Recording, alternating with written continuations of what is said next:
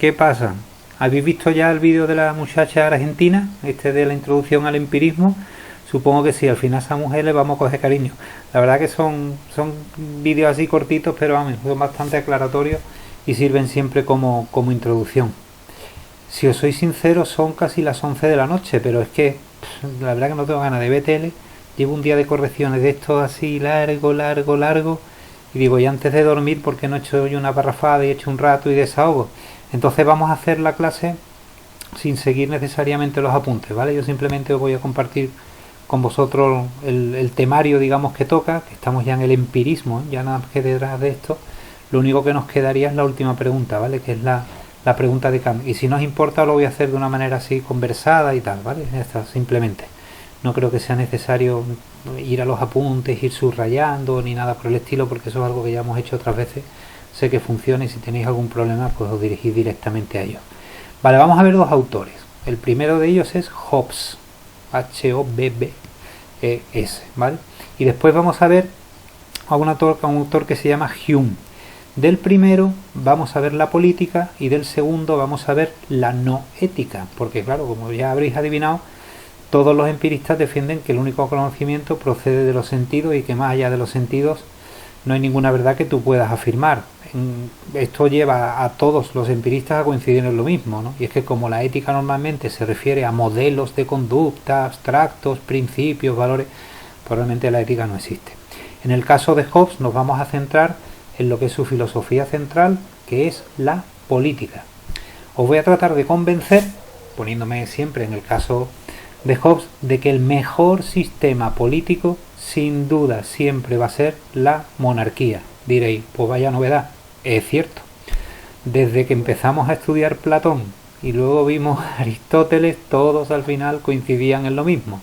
Mejor sistema de gobierno, la monarquía. El problema es que es difícil encontrar una persona tal y cual. Bueno, pues Hobbes desde luego va a defender la monarquía. Y además va a decir que es una monarquía que tiene que ser una monarquía absoluta.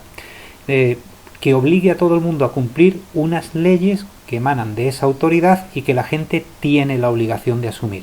Por lo tanto va a explicar, por una parte, que el mejor sistema político es la monarquía y por otra parte, que las leyes hay siempre que cumplirlas. Vais a ver que hay bastantes conexiones con la política de Aristóteles. ¿Os acordáis cuando Aristóteles decía, el ser humano en estado de naturaleza es el peor de los animales? Por lo tanto, necesitamos un estado, ¿no?, que haga buenos a los hombres, que tenga una función moral, que haga cumplir las leyes. Pues por ahí van los tiros. Lo que pasa que en un contexto diferente y manejando otro tipo de argumentos. En los apuntes vais a ver que la política de Hobbes está como separada, porque él sigue un esquema, ¿vale? Un esquema muy cerrado, digamos, ¿no? En su caso lo que hace es copiar un poco el modelo de Leibniz, pero yo lo voy a hacer todo como si fuera un texto de corrido, que creo que se puede entender perfectamente. Vale, pues primer ejercicio, os tengo que pedir una cosa, y es que os pongáis en la situación del ser humano en la prehistoria, en aquello que empezasteis viendo vosotros con David cuando erais muy chiquitillos, ¿vale? Ese momento en el cual el hombre se desplaza buscando el alimento, los núcleos sociales son núcleos muy básicos, ¿no? Como podía ser la familia, como mucho podía ser una pequeña tribu, ¿vale? En esa situación, por ahí. Ese es el punto de partida para Hobbes. Y él dice lo siguiente: cuando el hombre vive así, vive en un estado de naturaleza. Y es verdad, porque es el momento en el que más nos parecíamos al resto de los animales. Dice, en ese momento el ser humano no tiene ninguna necesidad, dice él, de formar sociedades más complejas. ¿Por qué? Porque ha alcanzado el fin que persigue, que es la pura supervivencia. Claro, a nivel político no hay nada. Él lo dice, en ese momento no existe el concepto de Estado, no existe el concepto de autoridad, ¿vale? Acordaos de las fases de socialización de Aristóteles, insisto, ¿ven? Y veréis cómo coincide con uno de ellos. Lo digo porque por ahí en las actividades he puesto alguna preguntilla para que lo recordéis. Dice, bueno, en este estado puro de naturaleza, donde no hay ninguna autoridad, donde no existe el Estado, el único objetivo, por tanto, es la supervivencia. Hay una cosa muy buena, dice él, ¿no? Y es que el ser humano vive en una absoluta libertad. Al no existir ninguna especialización, es decir, nadie se dedica prácticamente a realizar ninguna función concreta, ¿no? Pensad, por ejemplo, que nuestra sociedad, al ser especializada, ha generado un montón de leyes y un montón de obligaciones, ¿no? El hecho de que yo sea profesor, pues significa que hemos tenido que crear todo un código legal y toda una serie de estructuras y toda una serie de instituciones para el desempeño de una función. Esto sucede en todas las sociedades especializadas. Claro, en ese momento de estado de naturaleza, eso no existe. Luego, no hay Estado, no hay ninguna autoridad, no hay leyes, la libertad del ser humano es plena. Pero hay un problema, que supongo que lo habréis deducido, y es que en esa situación el hombre siempre vive en una tremenda inseguridad. Él dice que es un momento de la historia de la humanidad en el que siempre reina el caos y la guerra, porque todavía no ha aparecido el concepto de ley y por lo tanto nadie tiene en su cabeza lo que es justo y lo que es injusto. Hombre, si yo os preguntase ahora, oye, ¿vosotros apostaríais por un mundo anárquico, sin leyes? Yo estoy prácticamente convencido de que todos diríais que no, ¿no? Pues, al final lo que hemos hecho todos ha sido entender que necesitamos una normativa, necesitamos unos controles, necesitamos unas limitaciones que muchas veces nos fastidian porque nos hacen sentir que no somos libres, pero que sí son necesarias. Vale, ¿cómo hemos llegado a eso? Es decir, Hobbes dice, ¿cómo pasamos, ¿no?, de ese estado de libertad absoluta, de pura supervivencia, a crear un concepto de organización tan complicada como es el Estado? Vale, pues curiosamente porque nos dimos cuenta de que no merecía la pena. Es decir, la única manera para salir de ese caos, de esa guerra o de esa inseguridad era establecer leyes, establecer un código de normas. Cuando el ser humano crea esas normas, crea esas leyes, ¿qué es lo que está buscando? Hobbes dice, muy sencillo, lo que está buscando es la paz. Entonces las leyes son buenas, dice, sí, pero generan varias obligaciones. La primera, hazte la idea de que vas a renunciar a tu libertad, ¿vale? A partir de ese momento vas a tener que empezar a respetar una serie de límites que antes no existían. De esa manera, por primera vez aparece en la cabecita del hombre el concepto de justicia y el concepto de injusticia, asociado un poco a la idea de derecho, ¿no? Por lo tanto, el Estado, según Hobbes, se crea como resultado de la necesidad del hombre de buscar una situación de paz que le aporte seguridad, siendo consciente de que eso va a implicar una enorme renuncia a su libertad. Claro, ahora viene el siguiente problema. ¿Quién lo hace? Pues cada uno de nosotros tiene una versión completamente distinta del modelo de vida que le gustaría seguir, ¿no? Según él, según Hobbes, lo que debe aparecer en ese momento es una persona. La expresión que él utiliza es curiosa. Él dice, tiene que haber alguien que sea capaz de aunar las voluntades de todos. O sea, sería algo así como decir, alguien que consiga, por estar especialmente preparado, ¿no?, hacer realidad lo que sería un criterio mayoritario que facilite esa paz y esa seguridad. Claro, reducir las voluntades de todos a una sola voluntad significa que la gente se tiene que poner de acuerdo, y por eso de Hobbes lo que todos recordaremos siempre, ¿no?, cuando uno piensa en Hobbes, es su teoría del contrato social. ¿Qué es esto del contrato social? Pues muy sencillo, un acuerdo que establece la sociedad para ceder su libertad y dejar su voluntad particular en manos de un poder en el cual delegarán la posibilidad de hacer justicia. Claro, este acuerdo, este contrato, dice Hobbes, que nace de una voluntad libre del pueblo. En la medida en que nos hemos dado cuenta de que alguien tiene que mandar, porque si no, no llegamos a ninguna parte, libremente cedemos nuestra libertad. Hemos convertido, por tanto, a la persona que gobierna en un poder que es absoluto. Ha nacido el concepto de Estado. Estado entendido como una institución encargada de organizar, de gestionar la vida social.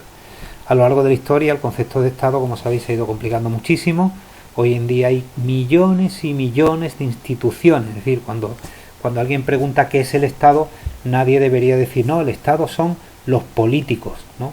El rey es el jefe del Estado, pero que el rey sea el jefe del Estado no significa que sea mi jefe ni tu jefe. Que jefe del Estado porque es el, digamos, el máximo responsable de todas las instituciones de gobierno que tenemos, ¿no? El colegio, por ejemplo, es una institución, puesto que desempeña una función social, ¿no? Que es formar futuros ciudadanos, tal. Pensad que el Estado hoy en día se ha convertido en algo tremendamente complejo. Para Hobbes, el nacimiento del Estado no es más que un acuerdo social mediante el cual se delega el poder absoluto en una sola persona que aúna sus voluntades, y es el que se va a encargar, ese poder absoluto, de organizar y dirigir el resto de la sociedad. ¿Qué tiene de avance con respecto a las teorías de Aristóteles o de Platón? Bueno, más que respecto al mundo griego, la propuesta de Hobbes tiene una enorme trascendencia de cara a lo que ha sido el pasado de Europa, y es que por primera vez el monarca absoluto, porque he dicho que va a tener todo el poder cedido por el pueblo, no le viene de Dios. O sea, cuando en clase de historia habéis visto las monarquías absolutas, acordaos que siempre se ha hablado, por ejemplo, cuando se hablaba de la Francia de Versalles, ¿no? Se decía, el rey Sol era el hijo de Dios, representaba a Dios en la tierra. Hobbes lo que dice es que ese monarca absoluto no tiene en absoluto, valga la redundancia, una procedencia religiosa, en absoluto. El rey, el monarca, lo que hace simplemente es asumir las responsabilidades que un pueblo le ha dado. El concepto de Dios a él no le interesa para nada, y por lo tanto desvincula el poder político del poder religioso, que eso es algo también que poco a poco en la historia, como sabéis, se fue ganando, ¿no? Desde la Edad Media, donde con Santo Tomás el poder político y religioso eran exactamente lo mismo, pero además debería predominar el poder religioso, los principios evangélicos. Hobbes dice, vamos a dejar cada cosa en su sitio, y esto no tiene nada que ver lo uno con lo otro, ¿no? El poder político es puramente político y no tiene por qué tener ninguna vinculación con la religión.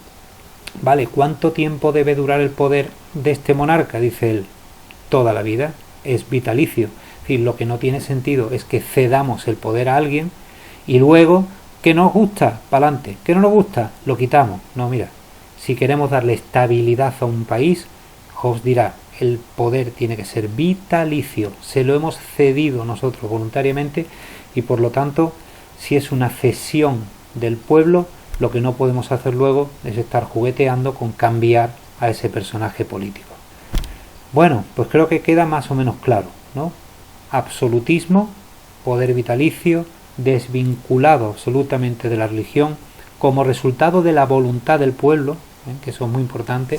Cedemos para poder vivir en paz gran parte de nuestras libertades a cambio de que alguien aúne todas las voluntades y sea capaz de impartir el concepto de justicia, ¿no? Que es el que da sentido a las instituciones de gobierno, que para eso están las instituciones, para hacer justicia, darle a cada uno lo que realmente le corresponde. Vale, creo que no se me olvida nada. No, creo que no. Vale, vamos entonces con la ética de Hume. Esto no tiene nada que ver. Estamos en el empirismo. Vale. Cuando veáis los apuntes os va a llamar la atención, porque lo que aparece es que la ética de Hume es una ética emotivista. Esta palabra, que parece un poco rara, lo que esconde es una realidad para él que también creo que para vosotros, como muchas veces también lo ha sido para mí, es muy evidente. Hobbes dice, mira, lo que mueve al hombre no es la razón. O sea, si hay algo que nos guía a todos sin duda, es el corazón. La gente se mueve por el corazón. A la gente le pueden los sentimientos, a la gente le pueden las pasiones. Claro, él es empirista y el punto de partida es que todo conocimiento procede de los sentidos. Por lo tanto, según Hume, nosotros tendemos siempre a considerar que lo bueno y lo malo tiene una relación directa con esas pasiones y con esos sentimientos. O lo que es lo mismo, si yo os preguntase qué os parece que está bien o qué es bueno en vuestra vida, lo primero que se os vendría a la cabeza probablemente no serían valores como, yo qué sé, la responsabilidad, el sentido del deber. No, tú dirías, no, ven acá, para mí bueno es aquello que me produce unas sensaciones que son absolutamente agradables y ya está, ¿no? ¿Problemas que genera esto y que Hume va a solucionar? Bueno, el primero, todas las emociones son subjetivas y además, al ser subjetivas, no podemos afirmar ni siquiera que son verdad. Cuando yo afirmo que algo es bueno porque me hace sentir bien, dice Hume, lo que no puedo hacer es extrapolar, es decir, sacar de ahí la idea de que lo que es bueno para mí es bueno para todo el mundo, porque las percepciones son subjetivas y cada uno de nosotros tiene una concepción del bien absolutamente particular. Primera afirmación, por tanto, de Hume: de una percepción subjetiva no se puede extraer nunca ningún principio de deber, porque para mí sea bueno jugar a la Play, yo no puedo afirmar como principio universal que es bueno para el hombre jugar a la Play, porque todo es subjetivo y de ahí no se puede establecer, como digo, ningún criterio de deber. Por lo tanto, el concepto de bueno y malo para Hume es que simplemente no existe. Es una sensación, es un sentimiento particular. Todo es absolutamente subjetivo. ¿Cómo conseguimos entonces crear morales sociales? Oye, porque es verdad que es que luego a la hora de la verdad parece que nos hemos puesto bastante de acuerdo entre todos, ¿no?, en decidir qué es bueno y qué es malo. Respuesta de Hume: bueno, tiene mucho sentido. Dice, como tenemos que vivir en sociedad, igual que a lo mejor Hobbes, ¿no?, decía, no, hay que unificar voluntades. Pues lo que hace cada cultura, dice Hume, ¿no?, es en función de las emociones que por compartir un espacio, unas condiciones, unas circunstancias determinadas son las mismas, pues al final todo el mundo más o menos viene acordando, ¿no?, qué es bueno y qué es malo. Lo que predominará siempre, ¿qué es? Hombre, porque tontos no somos, ¿no? Aquellas acciones que contribuyan al bien común, o lo que es lo mismo, si yo a través de determinadas experiencias me siento bien y veo que todo el mundo se siente bien y que mi acción está contribuyendo al bien común y por lo tanto todos nos sentimos bien, pues acabaremos pensando que eso es algo bueno. Claro, el criterio, ¿cuál sería? Pues un criterio puramente, y esto es importante, mayoritario. Y puede haber una persona que tenga un concepto particular de lo que es bueno o lo que es malo, pero luego a la hora de verdad la tendencia en todas las sociedades, ¿vale?, lo que se llama la endoculturación, que es el hecho de ir pasando, ¿no?, los conceptos de bueno y malo de unos a otros, siempre estarán basados en criterios puramente mayoritarios. Otro problema que genera asumir que la ética es así: bueno, lo primero, que no existe, porque está basada en emociones que son subjetivas. Lo segundo, que es un criterio mayoritario, por lo tanto no podemos afirmar que sea universal. O lo que es lo mismo, la ética es absolutamente relativa y por eso cambia tanto conforme el tiempo va pasando. Ahora, si ahora mismo pensáis que es bueno en relación a lo que era bueno hace 50 años, os vais a dar cuenta de que las cosas han cambiado muchísimo. Según Hume, esos cambios se han ido produciendo porque sentimientos y emociones, digamos, a nivel social y por criterios mayoritarios han ido cambiando. La ética no existe, todo es una percepción subjetiva, no podemos hablar del sentido del deber, puesto que el sentido del deber es un concepto que va más allá de lo que perciben los sentidos, de manera que si yo veo que alguien mata a alguien, lo más que puedo decir es fulanito ha matado a menganito. El que de ahí yo empiece a derivar conceptos como uy, eso me parece injusto, o uy, eso me parece asqueroso, o uy, eso me parece malo, es el resultado de que hemos sido educados e influenciados, ¿no?, por todo nuestro entorno, que nos ha hecho percibir eso, que es un dato puramente objetivo, fulanito ha matado a menganito, como algo bueno, como algo malo, ¿no?, y lo hayamos juzgado. Pero ya digo, en el fondo todo es una cuestión puramente emocional que convierte a la ética en algo que no existe, y si existe es absolutamente relativo. Bueno, pues Hobbes por un lado, Hume por el otro, y os vais a encontrar una actividad sorpresa que quiero que hagáis, de la cual no desvelo absolutamente nada, ¿vale? Está en la página de actividades, cuando la veáis, si alguno no la entiende, pues me escribe un correo y ya yo les respondo sobre la marcha.